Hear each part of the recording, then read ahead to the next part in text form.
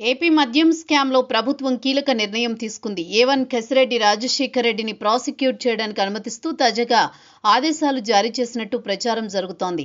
నిందితుడు కసిరెడ్డి రాజశేఖర్ రెడ్డి గతంలో ప్రభుత్వ ఐటీ సలహాదారుగా పనిచేసినందున ఆయన ప్రాసిక్యూషన్కు సర్కారు అనుమతి తప్పనిసరి.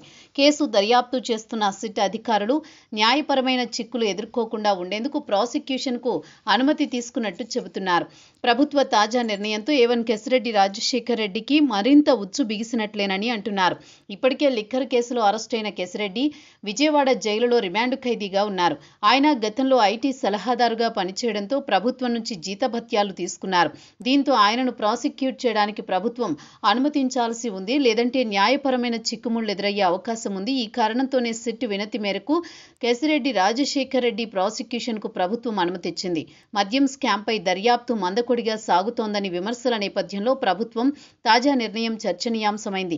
కేసులో ఆధారాలు లభించలేదని, ఇకపై ఎలాంటి చర్యలు ఉండవని నిందితులు భావిస్తున్న కథనాలు ప్రచారంలో ఉన్నాయి. అయితే నిందితులకు షాక్ ఇచ్చేలా ప్రభుత్వం పావులు కదిపిందంటున్నారు. మరోవైపు ప్రభుత్వ తాజా నిర్ణయంపై వైసీపీ ఎలా స్పందిస్తుందనేది ఉత్కంఠ రేపుతోంది. మద్యం స్కామ్లో వైసీపీ కీలక నేతలను ప్రభుత్వం టార్గెట్ చేస్తున్నట్టు ఆ పార్టీ విమర్శలు చేస్తోంది. మాజీ సీఎం జగన్కు అత్యంత సన్నిహితులు ఈ కేసులో ఇరుక్కోవడంతో ప్రభుత్వ చర్యలు టెన్షన్ పుట్టిస్తున్నాయి.